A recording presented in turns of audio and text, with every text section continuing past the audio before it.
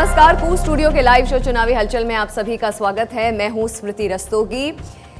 उत्तर प्रदेश के चुनावी नतीजों का क्या इम्पैक्ट हो सकता है 2024 के लोकसभा इलेक्शंस पर, आज ये हमारा फोकस रहेगा। और हमेशा की तरह स्टूडियो में मेरा साथ दे रहे हैं जागरण न्यू मीडिया के एग्जीक्यूटिव एडिटर प्रत्युष रंजन। प्रत्युष, आपका बहुत बहुत स्वागत। धन्यवाद स्मृति। बड़ा इंटरेस्टिंग आज भी हमारा टॉपिक है प्रत्युष कि क्या ये जो नतीजे रहे हैं उत्तर प्रदेश में, बीजेपी को जो भारी बहुमत से चुन करके जो जनता का जनादेश है वो वापस ले करके आई है जनता, इसका क्या इम्पैक्ट हो सकता है जो आगामी 2024 के लोकसभा चुनाव हैं इनपे, और स्पेसिफिकली बीजेपी की ही आज हम बात करते हैं। देखिए स्मृति, लोकसभा चुनाव बिल्कुल अलग ही मुद्दों पे लड़ा जाता है। विधानसभा चुनाव में राज्य स्पेसिफिक मुद्दे होते हैं। हालांकि आप बिल्कुल नकार नहीं सकते कि कोई इम्पैक्ट नहीं होता है। इम्पैक्ट कहीं ना कहीं चुनावी जुड़ी होती हैं, लोगों की आशाएं जुड़ी होती हैं, तो कुछ चीज़ें जो है वो पैरेलल भी चलती हैं, जो राज्य सेंट्रिक भी हैं लेकिन नेशनल लेवल पे भी वो बहुत इंपॉर्टेंट है। इस हिसाब से देखें तो उत्तर प्रदेश का चुनाव हमेशा ही महत्वपूर्ण होता है। अगर हम नेशनल पॉलिटिक्स या नेशनल इलेक्शन की बात करें, लोकसभा चुनाव की बात करें, कई सारे नेता, कई सारे एक्सपर्ट्स इस बात को मानते हैं। हमने ये पहले इस पर चर्चा की है कि दिल्ली के सत्ता की गलियारे का रास्ता यूपी से होके जाता है, क्योंकि 80 लोकसभा सीट्स हैं यहाँ पे।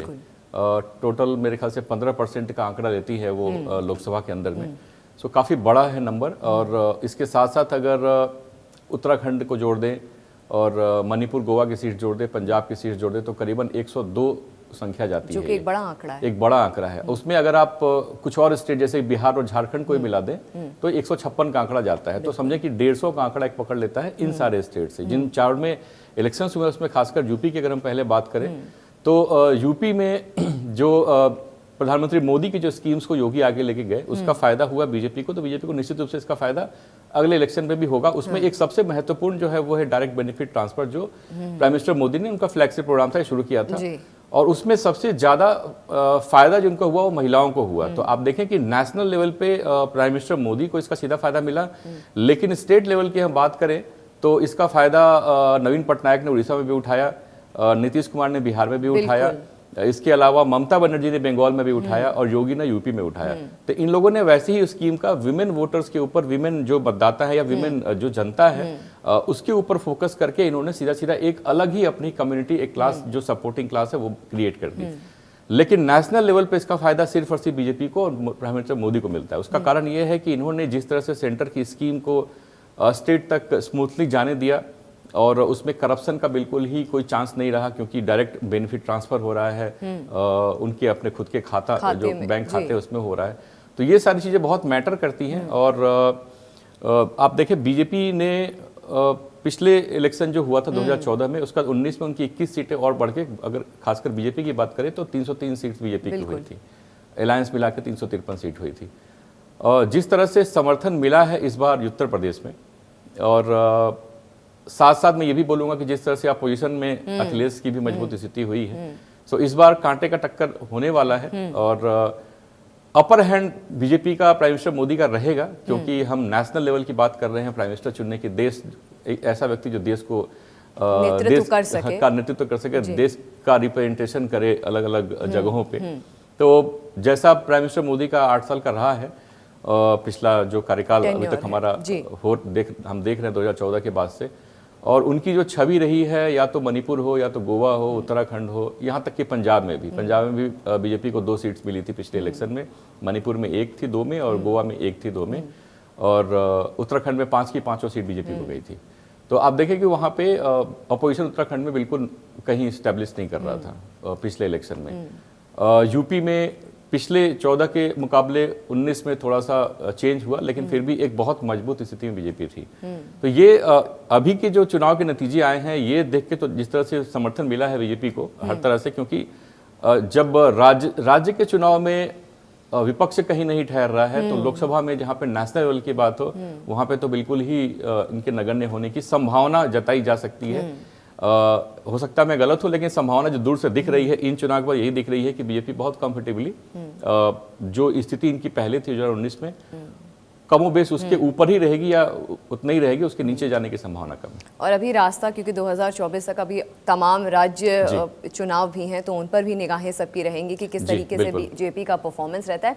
अच्छा, जो दिन भर के जो ट्रेंडिंग कूज पोस्ट होते हैं उनको भी हम यहाँ पे दिखाते हैं। जैसा कि मैं हमेशा बताती आती हूँ कि 2 पार्ट्स में ये सेगमेंट को डिवाइड किया जाता है, जिसमें पहला पॉलिटिकल रिएक्शंस होते हैं दिन भर के जो इंपॉर्टेंट बड़े ट्रेंडिंग, और उसके बाद आम जनता यानी आपके रिएक्शंस होते हैं ऊपर। सबसे पहले नजर डालते हैं क्या कुछ पॉलिटिकल फ्रेटर्निटी से आज दिन भर में कहा गया। सबसे पहला जो कू है वो है गौरव भाटिया का। ये कहते हैं यशस्वी मुख्यमंत्री जी के नेतृत्व में गुंडा राज का अंत हुआ और राम राज्य स्थापित हुआ है। यशस्वी मुख्यमंत्री जी के नेतृत्व में महिलाओं को न केवल सम्मान मिला बल्कि महिलाओं का सशक्तिकरण भी हुआ है। जो हम साइलेंट वोटर्स और बेनिफिशियरी वोटर्स और जो 11% जो महिलाओं का जो योगदान रहा है यूपी सरकार को, योगी सरकार को वापस लाने में, तो मुझे लगता है ये सशक्तिकरण और गुंडा राज का लॉ एंड ऑर्डर, ये एक बहुत महत्वपूर्ण भूमिका इन दोनों फैक्टर्स ने निभाई है। जी स्मृति, जैसे हमने पहले भी डिस्कशन में बात की थी कि 18 से 25 साल की महिलाएं इस ग्रुप की और 52 से ऊपर की जो महिलाएं हैं उन्होंने बीजेपी को बहुत ज़्यादा समर्थन दिया है। डेटा ये दिखा रहा है जी। अगर ये डेटा सही है, यही हुआ है धरातल पे, तो ये बहुत बड़ा मैसेज है बाकी पार्टीज के लिए भी कि जब तक आप महिला सशक्तिकरण की बात नहीं करेंगे, उनकी लॉ एंड ऑर्डर सुरक्षा, खासकर उनकी सुरक्षा की बात नहीं करेंगे, उनके आप उनकी अपनी पर्सनल ग्रोथ जो होती है, उनकी जिस भी दायरे में वो काम कर रहे हो, जिस भी जगह पे काम कर रहे हैं, उनको सपोर्ट, उनके ग्रोथ की अपॉर्चुनिटीज खोलना, ये जब तक कोई सरकार काम नहीं करेगी तब तक वो इनके तो वोट और इनके समर्थन की उम्मीद गुंजाइश तो ना करें। बिल्कुल। अगला पोस्ट देख लेते हैं, ये है अनुराग ठाकुर का। ये कहते हैं आज अपने आवास पर उत्तर प्रदेश के यशस्वी मुख्यमंत्री श्री योगी आदित्यनाथ जी का स्वागत अभिनंदन कर विधानसभा चुनावों में भव्य व ऐतिहासिक जीत के लिए बधाई व शुभकामनाएं दी। ये भव्य और ऐतिहासिक जीत तो है ही, क्योंकि जैसा कि हमने कल भी बात की थी कि 37 साल 1985 के बाद ऐसा पहली बार हुआ है कि इनकम्बेंट सरकार रिपीट हुई है जी। तो और बीजेपी के लिए मुझे लगता है एक बड़ा मोमेंटम भी बना है इसके बाद से, जैसा कि हम बात करें 2024 के लिए। तो आगे का रास्ता हालांकि देखना होगा, बट अभी हाल फिलहाल जिस तरीके से उनको समर्थन मिल रहा है पार्टी के भीतर, जिनका उनका एक्सेप्टेंस इतना बढ़ा है, उस चीज़ को नकारा नहीं जा सकता, क्योंकि ये चुनाव योगी के चेहरे पे लड़ा गया था। स्मृति, इंग्लिश में एक फ्रेज है, good start is half done. अगर अच्छी शुरुआत करें तो आधा काम हो जाता है। तो अगर देखें तो 2024 से पहले 2 साल पहले एक शुरुआत तो अच्छी हुई है बीजेपी की, और अगर इस तरह से इनका समर्थन वैसे ही रहा और सरकारें काम करती रही, खासकर केंद्र सरकार, क्योंकि उनकी भूमिका काफ़ी अहम है यहाँ के बाद। स्टेट इलेक्शंस होते रहेंगे, अभी काफ़ी इलेक्शंस और भी हैं 24 तक, लेकिन केंद्र सरकार अपनी सारी भूमिका में बिल्कुल खरे उतरते रहेंगे, तो इनके लिए बहुत ज़्यादा दिक्कत नहीं होगी। वैसे भी अपोजिशन काफ़ी बिखरा हुआ है, कोई एक लीडर, एक नेता नहीं है अपोजिशन का जो बिल्कुल फ्रंट पे आके across party, across nation lead करने की अभी फिलहाल वो नजर आए, तो ऐसा भी है नहीं जी। अगले पोस्ट पर नजर डालते हैं। ये पोस्ट है बीएसपी के नेता हैं, ये कहते हैं 22% दलित और 20% मुस्लिम हैं। अगर दलित और मुस्लिम एक हो जाता तो भाजपा को हराया जा सकता था, लेकिन 2022 के चुनाव में 8% यादव और 20% मुस्लिम सपा के साथ चला गया, और जिसमें 4% यादव भाजपा में चले गए। मुस्लिम अपने बारे में सोचें। ये कास्ट पॉलिटिक्स की जो हम लगातार बात करते आ रहे हैं प्रत्युष, ज़रूरी है समझना कि कास्ट एक छोटा फैक्टर हो सकता है, बट न केवल फैक्टर नहीं हो सकता है किसी भी इलेक्शन को जीतने के लिए। स्मृति, इनका पोस्ट देख के लग रहा है कि ये शायद बीएसपी के लीडर हैं। इन्होंने टैग किया है सतीश मिश्रा को, और इनका कहना है कि इतने परसेंट दलित, इतने परसेंट मुस्लिम हैं, एक साथ चले जाते हैं, तो क्यों चले जाते हैं? क्वेश्चन उठता है, क्यों चले जाते हैं? सिर्फ एक चेहरा देख के सामने कि वो दलित है तो मैं भी दलित हूँ, तो उसमें इनके साथ चला जाऊँ, मैं मुस्लिम हूँ तो मुस्लिम के साथ चला, ऐसा नहीं होता। ये चीज़ें बदल गई हैं। ये पार्टीज के जो नेता हैं इन चीज़ों को जितनी जल्दी समझ सकें उतना इनके लिए बेहतर होगा। अगला पोस्ट हम देख लेते हैं, यह है स्वामी प्रसाद मौर्य का। कहते हैं बैलेट पेपर की वोटिंग में समाजवादी पार्टी 304 सीटों पर जीती है, जबकि भाजपा मात्र 99 पर, किंतु ईवीएम की गिनती में भाजपा चुनाव जीती। इसका मतलब है कोई ना कोई बड़ा खेल हुआ है। इसी चीज़ का हम बहुत दिनों से इंतजार भी कर रहे थे कि ईवीएम को लेकर कोई टिप्पणी आई क्यों नहीं, तो वो आ गई फाइनली। हमने हमारे कू पोस्ट पे ये आ गई स्वामी प्रसाद मौर्य की ईवीएम की गलती अब फाइनली निकल आई।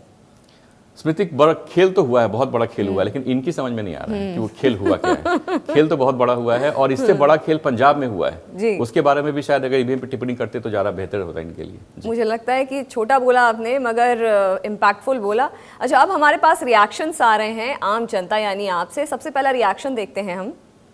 प्राची का है, ये कहती हैं योगी जी का यूपी में लगातार दूसरी बार जीतना ये बताता है कि आगे राजनीति में इनकी स्वीकार्यता कितनी ज़्यादा होगी और किस तरीके से उनका इम्पैक्ट रहेगा, इसके बारे में बात कर रही हैं। योगी ब्रांड बहुत मजबूत हुआ है। स्मृति, हम पहले भी कई बार बातें करते रहे हैं हमारे शोज़ में, और यूपी ऐसे बड़े स्टेट में दोबारा सत्ता हासिल करना और सारे एक्सपर्ट्स के सारे जो प्रेडिक्शंस थे सबको पलट के रख देना, इनके कॉन्फिडेंस को, इनके अपने मजबूत व्यक्तित्व को दिखाता है।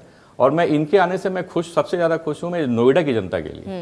पर्सनली मैं नोएडा की जनता के लिए खुश हूँ कि वो जो जिंक्स लगा था नोएडा की जनता के ऊपर वो टूटा है।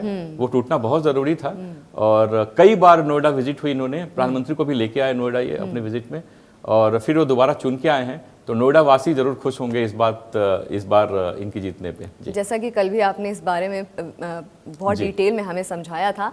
अच्छा, अगला पोस्ट देखते हैं। ये कहते हैं योगी जी की जीत पर बिहार में भी कार्यकर्ताओं ने बुलडोजर जुलूस निकाला, लगता है बुलडोजर दिल्ली तक पहुंच के ही रुकेगा। आपका रिएक्शन प्रत्युष? स्मृति, कल भी मैंने इस बात को बोला था कि ये सिंबॉलिक है। Bulldozer is a symbolic thing, because इसके पीछे जो मोटिव है, जो ऑब्जेक्टिव है, वो ये है कि लॉ एंड ऑर्डर को बिल्कुल सही तरीके से इस्टेब्लिश करना और जो एंटी सोशल एलिमेंट्स हैं सोसाइटी में उनको कंटेन करना, नकेल कसना। तो ये वो मैसेज है। अगर बुलडोजर की प्रदर्शनी लगा के वो काम हो सकता है तो लगाएं प्रदर्शनी, लेकिन सिर्फ प्रदर्शनी लगा के काम नहीं करेंगे तो फिर इसका भी कोई मतलब नहीं। मैसेज बहुत बोल्ड एंड क्लियर होना चाहिए कि उसके पीछे का मकसद क्या है। अगला पोस्ट है अमित जोशी का। ये कहते हैं हिंदुत्व की छवि यूपी में भले चल जाए लेकिन पूरे देश में सिर्फ इस छवि के साथ जीत हासिल करी नहीं जा सकती। योगी जी अगर न्यूट्रल होते तो वो हिंदुत्व की विचारधारा रखने वालों को पसंद नहीं आएंगे। आपका रिएक्शन प्रत्युष? ये बिल्कुल अलग अलग चीज़ें हैं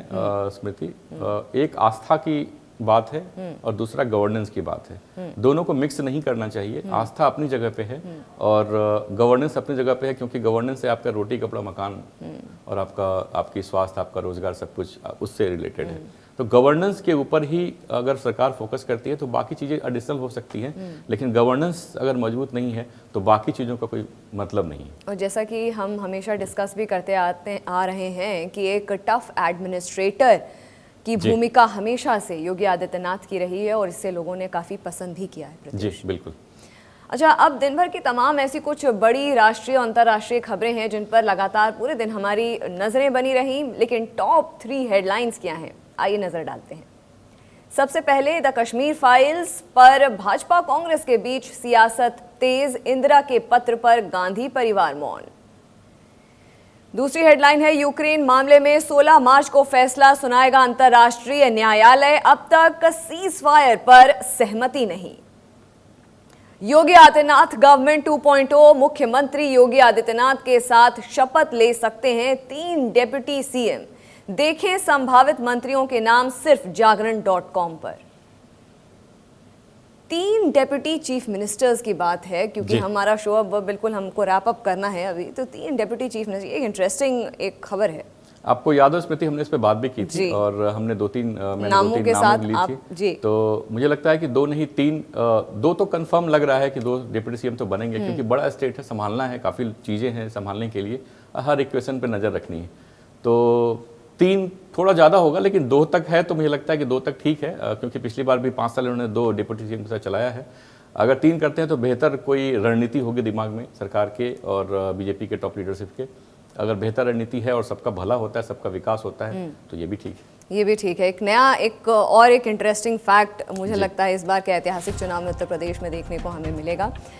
फिलहाल प्रत्युष आपका बहुत बहुत धन्यवाद, और फिलहाल इस शो में इतना ही। यहीं पर चुनावी हलचल का सफर समाप्त होता है 5 राज्यों में जो हुए। आप मुझे दीजिए इजाज़त, नमस्कार।